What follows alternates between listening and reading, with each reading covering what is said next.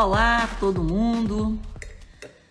Cá estamos nós, finalmente, né? Depois de uma série de episódios, né? Eu consigo voltar a fazer aquilo que eu amo toda sexta-feira, que é o Sextou, e estar aqui com vocês, né?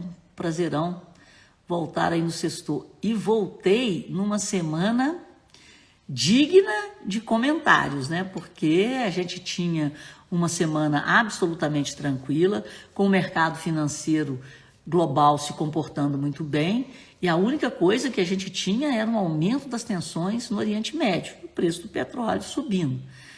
Mas, de repente, não mais que de repente, tivemos aqui sim no Brasil um excelente pregão com a volta do volume acima de 27 bilhões, com a Bolsa subindo mais de 2% em alta generalizada, né? A gente tinha aí das 89 ações, porque o índice Bovespa tem 86 empresas, mas tem empresa como, por exemplo, a Petrobras, ONPN, que tem 2 ações dentro do índice. Então são 86 empresas e 89 ações. Apenas 4 ações em queda e a Bolsa subindo 2%.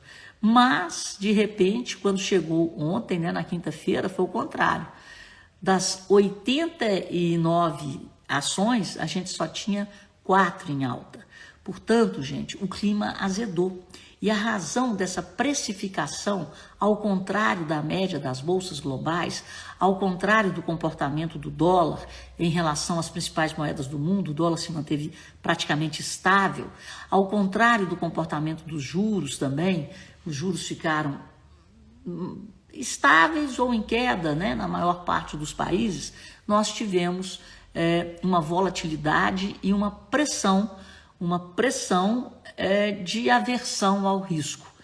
Talvez o investidor esteja antevendo o que poderá ser uma futura crise política. E eu quero chamar a atenção em cima de um papel.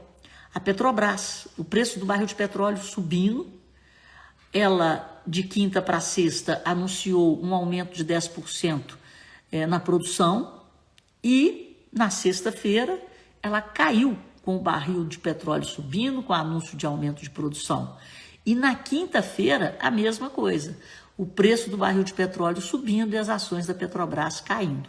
É bom lembrar que a Petrobras é uma estatal e temos também no cardápio a nova composição do Conselho de Administração da empresa. E é claro, houve uma mudança, né, infelizmente, houve uma mudança na lei das estatais, permitindo a entrada de novo de políticos. E é claro que os nomes de políticos comporão o novo conselho da Petrobras. Bom, mas o que nós tivemos? Uma semana cheia de indicadores. Os números da indústria já haviam sido divulgados na semana passada. A indústria cresceu 0,2%. E nessa semana nós tivemos vendas ao varejo e setor de serviços. Mas antes disso, eu estou até esquecendo de molhar a boca e de apresentar o vinho. Senão, deixa eu me entusiasmar aqui. Um tintim para vocês, bom carnaval para quem gosta de carnaval. Carnaval é uma delícia, né? É bom que os bloquinhos aqui de Belo Horizonte também transformaram o nosso carnaval num carnaval bem família, dependendo do bloco, né? Mas enfim, tem para todos os gostos. Aproveitem o carnaval. Esse vinho aqui eu comprei em Curaçao. Eu adoro a uva Taná, é a que tem mais tanino, né? Tanino, Taná, não é à toa que a uva chama Taná. O que acontece? Eu encontrei um Taná francês lá em Curaçao, porque eles têm uma ligação muito grande com os europeus, né? Tem muitos europeus visitam as Antilhas holandesas. E aí eu falei, não, tô experimentando hoje, vou contar para vocês agora. E olha que trem bacana, eu gostei também do rótulo do vinho, né? Então esse vinho eu comprei no Carrefour de Curaçao, que tinha lá excelentes vinhos, mas excelentes vinhos mesmo. Mas enfim, por que eu estou falando tudo isso? Porque eu gosto de Taná e pouca gente sabe que a uva Taná é de origem francesa. Só que ela se deu tão bem aqui no Uruguai, na Argentina e principalmente no Uruguai, que o taná uruguaio, né, o taná argentino, eles fazem algumas misturas muito interessantes, taná com Malbec, eles têm até superado o taná francês original. Então aqui eu fiquei curiosa para tomar um bom taná francês. Tchim, tchim.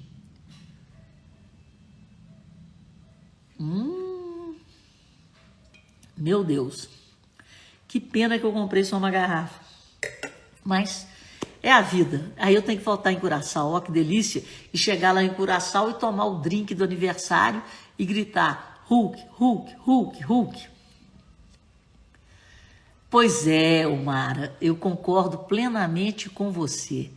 Esse pé de meia é mais compra de voto, é fidelizar o estudante. Só um minutinho que deve ser a Célia.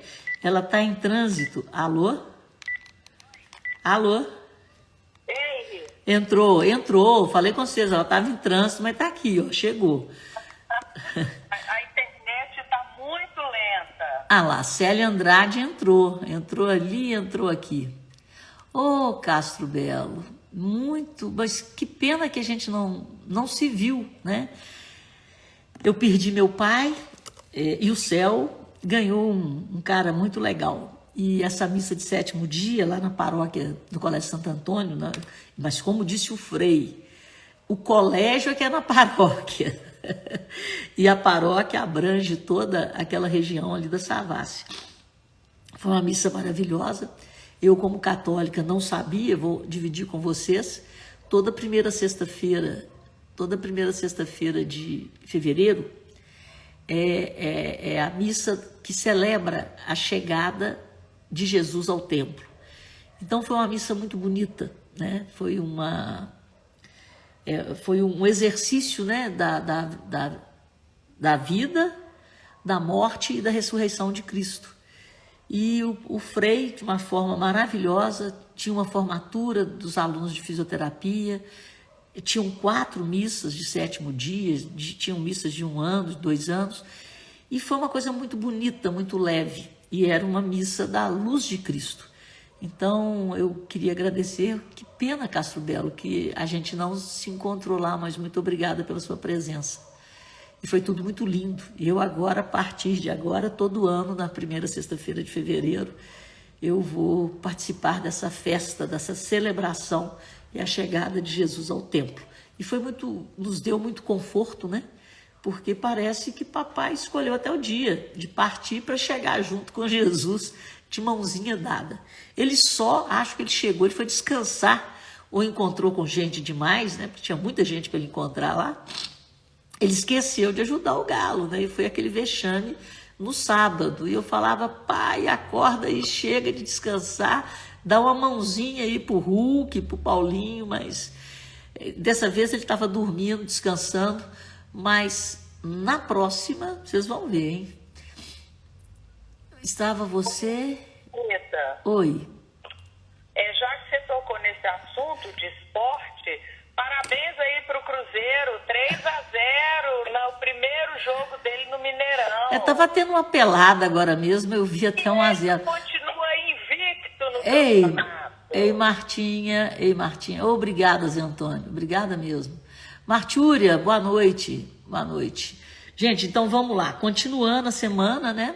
Nós tivemos a divulgação da inflação, que veio acima do esperado, e a inflação saiu na quinta-feira.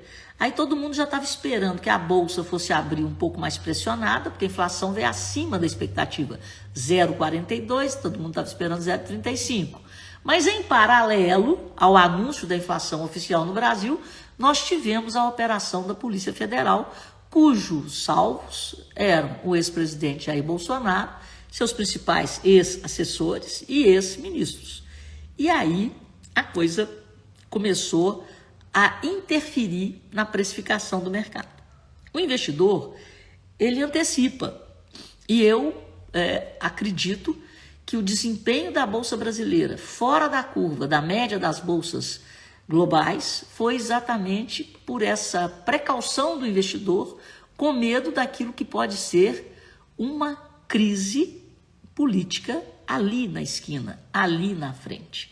Só para vocês terem uma ideia, eu quero dar esse exemplo, que aí fica claro, né, como é que o investidor pode estar precificando essa crise política. Nós tivemos uma piora nos conflitos lá do Oriente Médio, o preço do barril de petróleo subiu e as ações da Petrobras caíram na quinta e hoje, na sexta-feira. Ao passo que nos Estados Unidos, o índice S&P 500, que é o que engloba as 500 maiores ações por valor de mercado, bateu máxima histórica e fechou acima dos 5.000 pontos pela primeira vez. Eu anotei aqui para compartilhar com os senhores, o Dow Jones nessa semana subiu 1,37, o S&P 3,73, o Nasdaq 5,45. E eu não sei se vocês se lembram, eu até comentei na Itatiaia que o índice Bovespa tinha tido um comportamento excepcional, porque ele tinha subido mais de 2%, tinha voltado a ficar acima dos 130.000 pontos e teve um volume negociado de mais de 27 bilhões. E aí essa crise política, juntamente com uma inflação um pouco acima do esperado, então eu acho que foi a crise mesmo, derrubou a Bolsa Brasileira, que terminou a semana com uma alta de apenas 0,21%. Só para os senhores terem uma ideia, no dia dessa alta de mais de 2%, que a Bolsa voltou para os 130 mil e que teve a melhor performance desde 15 de janeiro, apenas 4 ações das 89 ações componentes do Ibovespa fecharam em queda. E na quinta-feira, né, ontem, das 89 ações, apenas 4 fecharam em alta. Então, foi uma virada de chave provocada por um evento político. E aí vamos ver o que vai acontecer ali na esquina. Porque houve a audiência de custódia agora, o Valdemar da Costa Neto vai permanecer preso. Só para lembrar, ele é presidente do PL, que é o partido do ex-presidente Bolsonaro, e foi o partido que mais cadeiras conquistou, tanto no Senado quanto na Câmara de Deputados. Foi o partido, digamos assim, vencedor das últimas eleições. O Bolsonaro perdeu, mas o partido dele foi o que mais elegeu. Enfim, vamos aguardar as cenas dos próximos capítulos. E agora, não sei se os senhores viram, nós vamos ter um processo contra o Nicolas, porque o Nicolas chamou o Lula de ladrão no evento da ONU. Além disso, teremos também o julgamento do Sérgio Moro.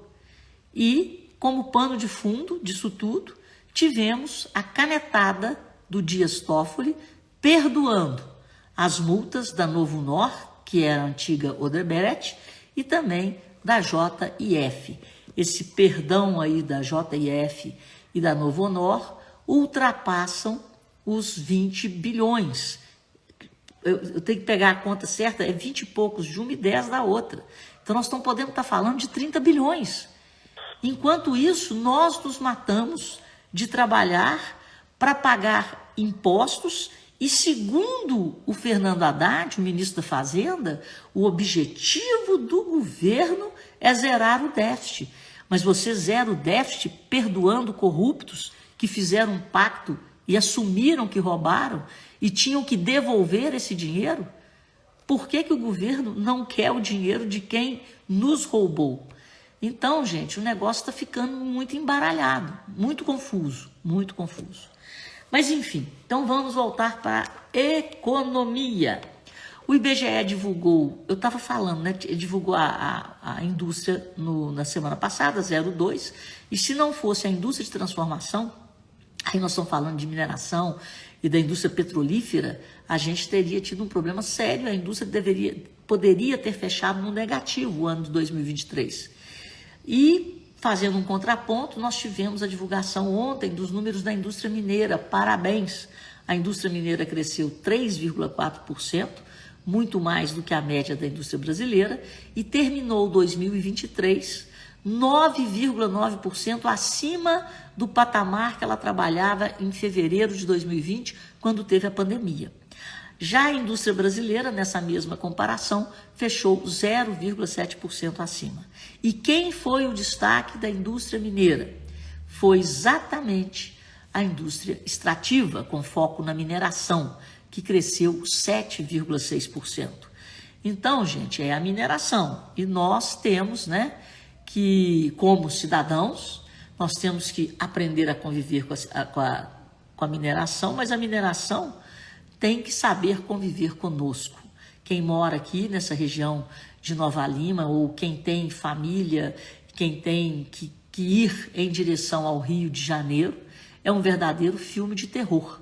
Eu acho que para a concessão de licenças ambientais dessas mineradoras seria necessário uma alternativa de transporte, porque nós arriscamos todos os dias as nossas vidas por termos que passar espremidos com carretas cada vez maiores carregadas de minério e sem nenhum plano B para que essa situação seja revertida.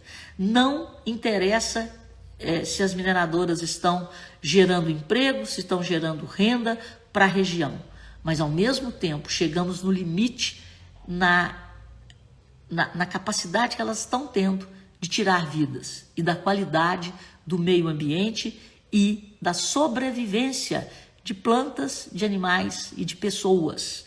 Então é necessário, de uma forma urgente, criar um plano logístico para o escoamento do minério que é retirado dessa região tão populosa e tão valiosa. Então fica aqui esse meu desabafo, porque não dá mais para conviver com essa leniência, com essa capacidade do Estado de permitir uma exploração dentro das regras ambientais, mas se esquecendo de olhar que a logística do transporte do minério retirado está matando grande parte da população em acidentes. Tem acidentes todo dia, é uma coisa horrorosa. Então eu acho que as licenças ambientais deveriam ter uma condicionante de uma logística específica para o escoamento da produção. É isso. Então vamos lá. Voltando. Um abraço para Itabira. Oi? Um abraço para Itabira. Itabira, e falar de minério, falar de mineração. Estarei em Itabira dia 22. Alô, Itabira. Estarei aí com vocês a convite do Cicobi Credivale. Me aguardem. E o Carlos Alexandre está falando, boa noite, linda Mundim. Puxa, nossa, tô me achando tão derrubadinha, mas obrigado, agora você levantou minha moral, levantou meu astral, agora eu sou a linda Mundim. Vou beber esse vinho em sua homenagem. Só mais uma coisa, vamos terminar aqui o que mais que o IBGE divulgou. Além da indústria, na semana passada, nós tivemos a divulgação das vendas ao varejo. As vendas ao varejo surpreenderam negativamente e caíram 1,3%. No acumulado, isso na passagem de novembro para dezembro. No acumulado do ano, houve uma alta de 1,7%. O que sobressaiu nas vendas ao varejo? O setor que o governo ajudou. Veículos. Não sei se vocês lembram, aquela mãozinha que foi dada num desconto para quem comprasse carro popular, até se não me engano, era até 120 mil reais, eu não lembro de cabeça, se alguém quiser, mas aí houve uma recuperação das vendas de veículos. Houve também boas vendas de combustíveis, os supermercados e hipermercados também venderam bem, mas na outra ponta, o que nós tivemos?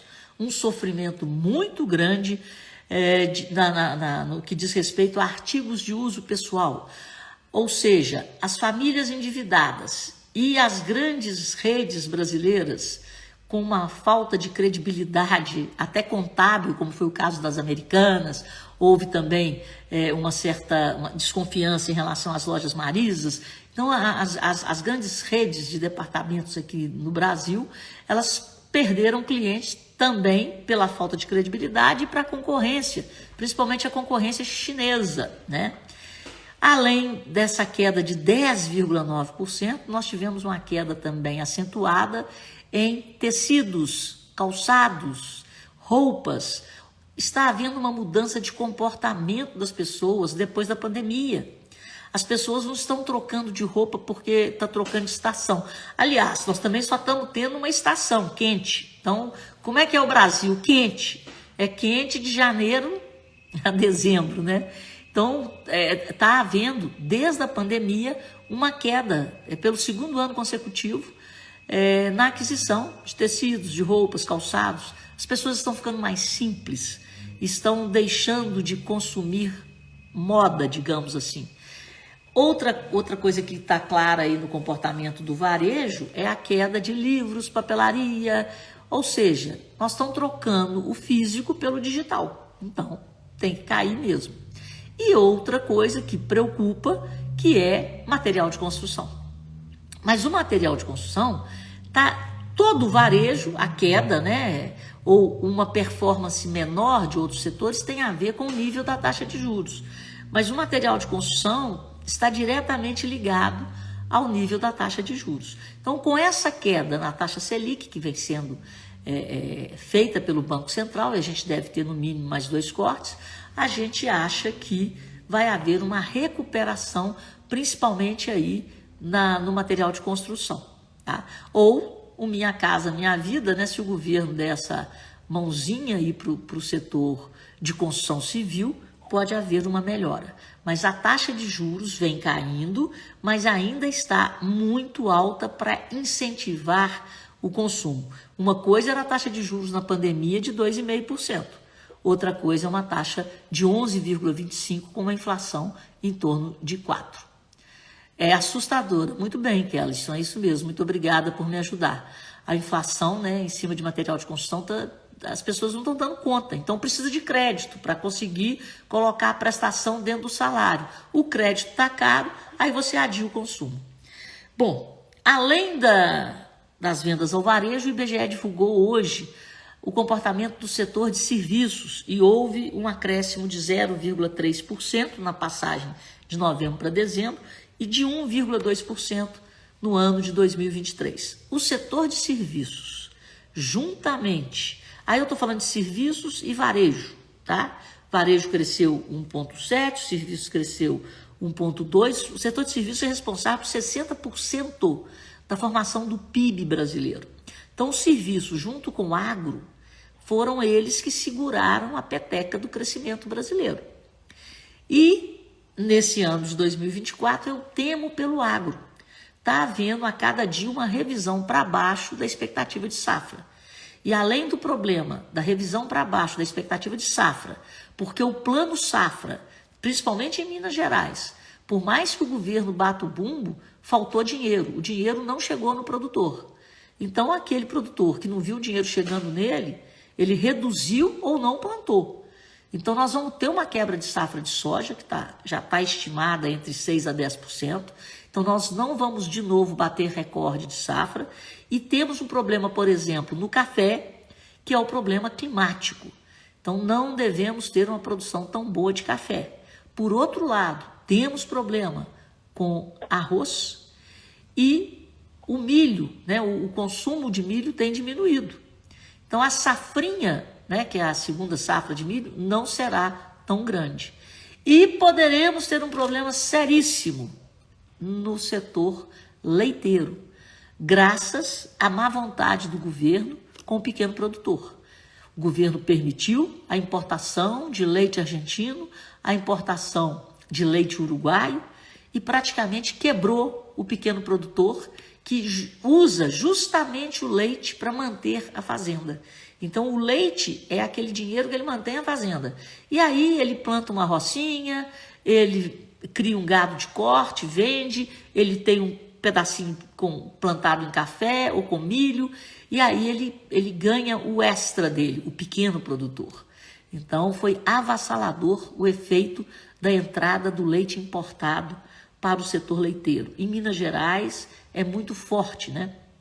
25% do leite produzido no Brasil sai daqui, né? Então a gente é forte no leite, é muito forte no café e vamos ter dores. E tem o arroz, né? O arroz e o feijão. Minas é um produtor de feijão. Então nós estamos com problema no arroz no Rio Grande do Sul por causa do excesso de chuvas. estamos com problema no Mato Grosso e estamos com problema do feijão em Minas pela seca. Então, olha que lereia. O sul encharcou, o norte secou e temos um problema de seca aí no sudeste. Então, gente, não teremos 2024 um ano tão tranquilo assim em relação ao comportamento de preços de alimentos, que foi o grande destaque em 2023. O grande destaque, segurando a inflação, foi exatamente o excelente comportamento do agronegócio, colocando tudo barato na mesa dos mineiros e dos brasileiros. Bom, o que mais que eu tenho para falar? Rita, Oi. o José Antônio, ele está perguntando se você estava no Minas Centro, no evento do Lula, para anunciar as ações do PAC 3 para Minas. E o que você achou? Não, eu não estava, mas eu assisti, eu estava, né, na Itatiaia, logo depois que ele terminou a entrevista com a Edilene, nós entramos comentando a entrevista dele. Ele praticamente repetiu lá no Minas Centro aquilo que ele tinha antecipado na entrevista. Resumo da ópera, nada. Não tem nada. Não tem nada. A 381 não tem o dinheiro para desapropriar. Então, ele está falando que vai dar R$1 bilhão para desapropriar a 381 para que a iniciativa privada tenha interesse no leilão. O dinheiro não está no orçamento. Até o Marcelo da Fonseca, da Itatiaia, foi quem fez essa pergunta. Ele fez a pergunta para o próprio ministro, para o Renan Filho, lá no Minas Centro. E o Renan Filho falou, não, mas não preocupa não, isso a gente aprova, as coisas são dinâmicas, o dinheiro nem está no orçamento. Então, o que nós tivemos aqui foi um palco de narrativas, como sempre. Nada que foi dito será cumprido, são só promessas. E o que mais foi dito? Foi dito sobre a criação de novas escolas federais, tomara, mas qual a qualidade dos professores? Esse pé de meia, isso aí é uma vergonha em relação à capacitação dos professores. Então, antes de dar, né, é tudo compra de voto, é compra do voto futuro. Então, aquele aluno que está no ensino médio já começa a receber no primeiro ano do ensino médio, né, R$3.000, ele vai ficar extremamente grato. Mas o que ele tinha que receber não era dinheiro, é conhecimento. E dinheiro não compra conhecimento. O dinheiro financia a aquisição de conhecimento, principalmente do professor. Se você não capacitar o professor, você nunca vai ter um bom aluno. Se você não capacitar o professor, o Brasil nunca vai sair dos níveis medíocres que ele alcança no PISA, em interpretação de texto, em matemática, em ciências. Nós estamos muito abaixo da média do mundo. E isso não é compatível com um país que gasta tanto com educação. Então está tudo errado. Então o que ele anunciou aqui? Primeiro, a gente achava que o governo ia dar 100% do aeroporto para a Prefeitura de Belo Horizonte. Agora é só 17%. A gente achava que ele ia anunciar um dinheiro e falar de onde que viria esse dinheiro para a 381, porque o governo, primeiro, tem que fazer a desapropriação para que a obra fique interessante, né, para a iniciativa privada. E o que vai acontecer? Inclusive foi o Marcelo da Fonseca que chamou atenção para isso, é óbvio. Na hora que o governo fala que ele vai botar R$1 bilhão para desapropriar, o que você acha que vai acontecer no entorno da 381? Vão invadir. Então, se você já tem, estou brincando, mas falando sério, se você já tem 2.000 famílias para você indenizar, daqui a pouco vai ter 4. Vai aparecer gente invadindo para pegar o dinheiro da desapropriação. Então, essas coisas não podem ser feitas desse jeito, de promessa de campanha, de falácia, infelizmente. Então, eu acho que o que o Lula veio fazer aqui? Ele veio puxar o saco do Rodrigo Pacheco e apresentar o Rodrigo Pacheco como provável candidato dele em 2026. E nesse afago ao Rodrigo Pacheco, ele consegue, com o presidente do Congresso, o presidente do Senado, né, ele consegue um diálogo para ele aprovar aquilo que é do interesse dele. E veio colocar um termômetro para ver quem que vai ser o candidato, segundo ele, que vai derrotar os fascistas. Quem vai ser o candidato de esquerda capaz de derrotar os fascistas da extrema-direita? Aí ele conversou, o PT tem um candidato, que é o Rogério Correia, o Fuad se apresenta como candidato e até no nome do Calil o Lula falou, ele pode ser candidato a qualquer coisa. Ou seja, o PT não tem ainda nenhuma aliança e nenhum candidato forte aqui para a Prefeitura de Belo Horizonte. E, em paralelo, aparece a possibilidade do Nicolas ser o candidato.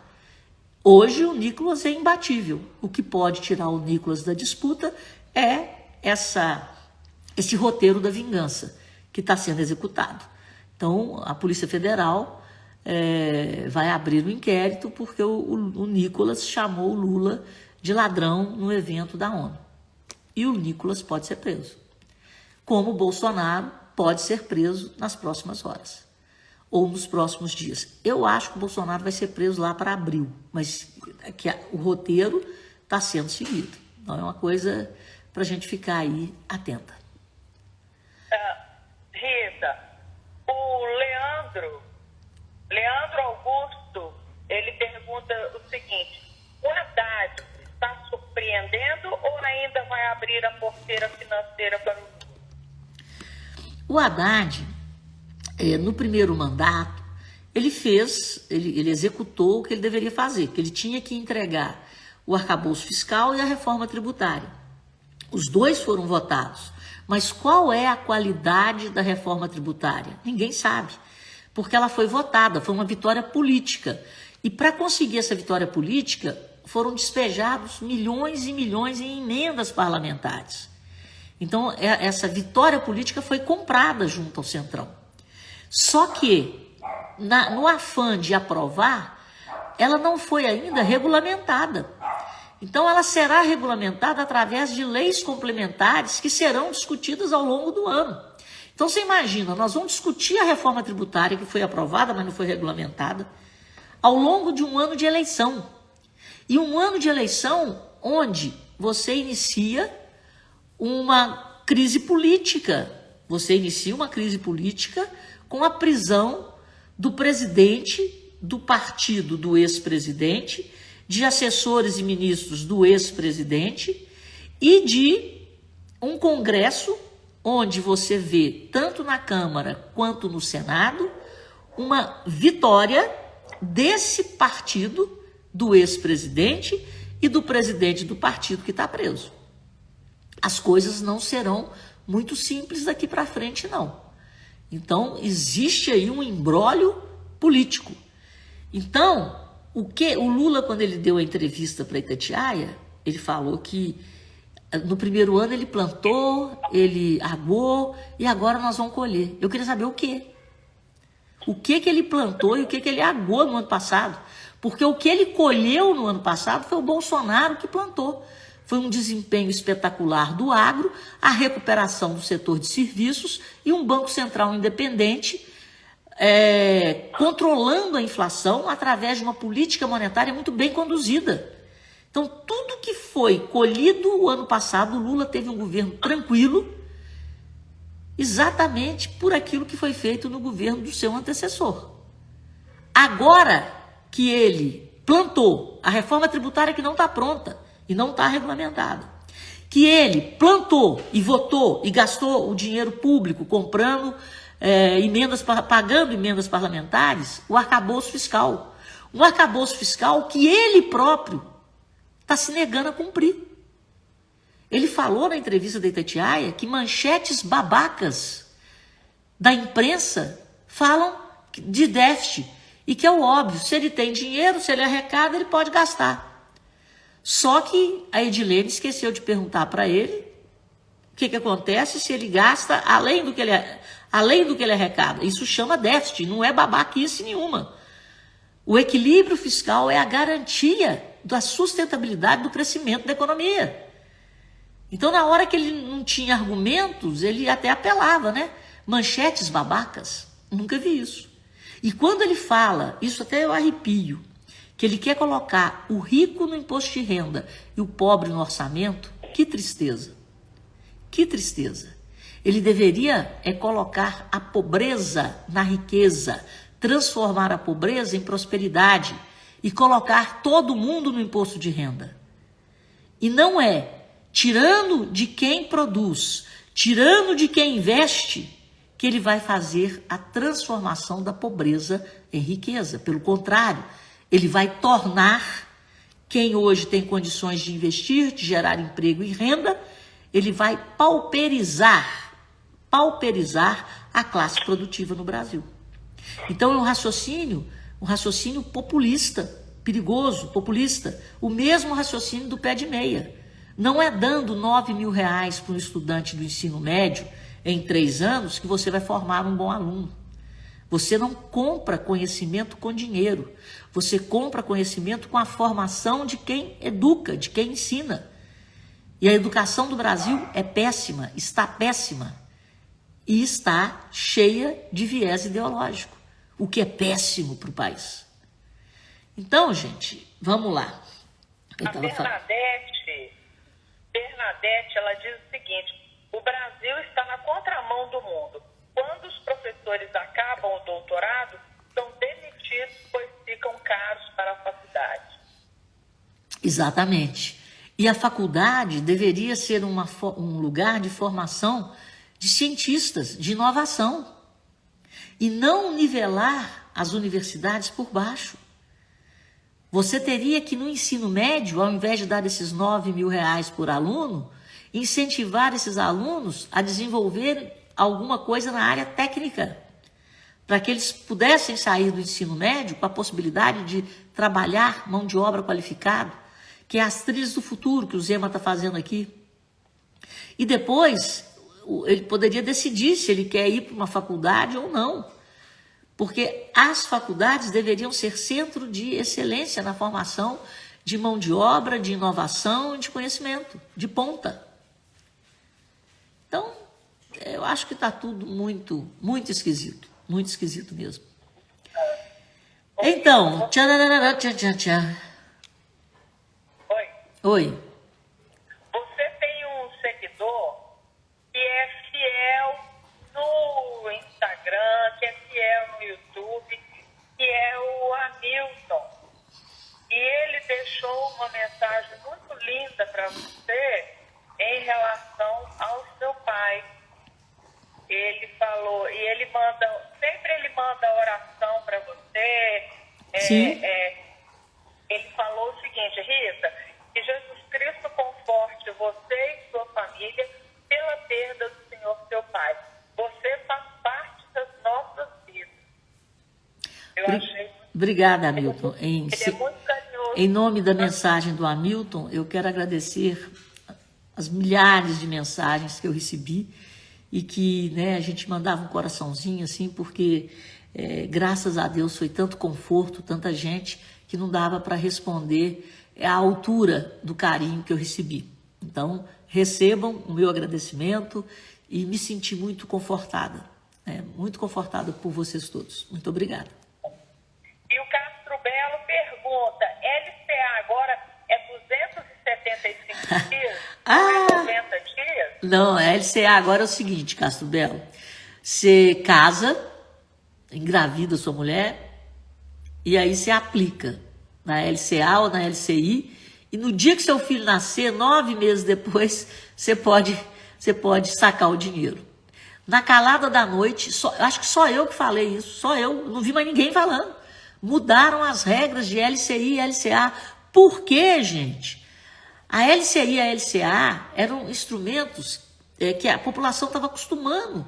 Você tinha uma carência de 90 dias, e você sabe em quanto que tem aplicado hoje, até o dia da mudança das regras, R$1 trilhão das pessoas físicas. E como é que eles mudaram a regra? Gente, nós moramos no Brasil, todo mundo tem um aperto, aí você põe seu dinheiro lá, mas você precisa de sacar. 90 dias você dá conta de planejar. Mas no Brasil, alguém dá conta de prever o que vai acontecer daqui 9 meses?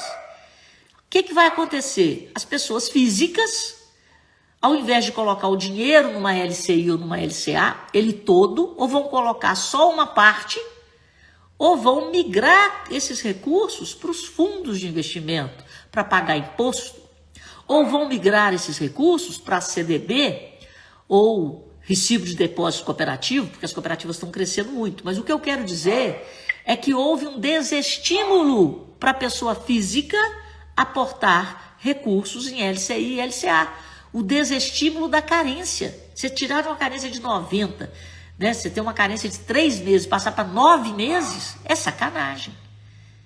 É porque eles estão com fome de arrecadar. Então você pega parte desse dinheiro, que você não sabe o que será o amanhã, e volta com esse dinheiro para fundos que te dão liquidez. Os fundos podem comprar as LCIs, as LCAs, mas você, dentro de um fundo, você tem que obedecer o regulamento de um fundo. E aí você cai na tabela do imposto de renda, a não ser que seja um fundo, um fiagro, né? Ou até um fundo de investimento imobiliário, aonde você não paga o imposto no ganho, mas você paga 20% na hora que você vai vender a cota. Então, gente, estão passando a perna, impedindo a pessoa física, e o pior, ao fazer isso, eles estão dando um tiro no mercado de capitais, porque as empresas precisam desse dinheiro das pessoas físicas, que é um dinheiro muito mais barato. Ao invés de irem ao banco, elas usam esses instrumentos de captação e pegam o dinheiro das pessoas físicas. As pessoas ganham mais e as empresas pagam menos. E o mercado de capitais cresce. É o mercado das empresas, é o mercado do emprego. Então, o Partido dos Trabalhadores dá mais um tiro no emprego, dá mais um tiro no financiamento do crescimento. Eles querem é que a pobreza impere, e de onde que o Estado, que vive de impostos e contribuições, vai tirar dinheiro para manter esse Estado cada vez mais um gigante e cada vez mais um centro de distribuição de benefícios. Você não tem que distribuir benefícios, você tem que distribuir educação, saúde, segurança e permitir que o ser humano consiga ser livre, independente, conseguir um emprego, renda e ter acesso ao mercado de consumo. E não ter acesso ao mercado de consumo pela esmola do governo. Está tudo errado. Então é um projeto de poder de compra de votos futuros, só pode. Mas é isso, é o que a casa oferece hoje. Bom, gente, já estamos... Olha, nós estamos até com muita gente aqui. Eu queria agradecer a todos vocês aí pela solidariedade nesse momento que eu passei, mas é o tempo de Deus. Aprendi mais essa na minha vida, o tempo de Deus. E a gente volta, né? Desejo um ótimo carnaval para todo mundo e a gente volta na sexta que vem, tá bom? E que Deus cuide do Brasil, porque as coisas estão acontecendo numa velocidade, de uma forma muito, muito complicada, né? E eu, sinceramente, acho que nós poderemos ter uma crise política pela frente, que não é bom para ninguém. E o mercado brasileiro, essa semana, precificou isso, com a alta do dólar. A bolsa não caiu na semana, mas ela podia ter subido. Ela subiu 0,21 e ela estava subindo. Ela entregou a alta e fechou em queda, né? Fechou ontem, fechou hoje em queda, já precificando esse burburinho aí. E vamos acompanhar. E a gente volta sexta-feira que vem. Um beijo no coração de vocês. Beijo, pessoal. Até Boa mais. noite.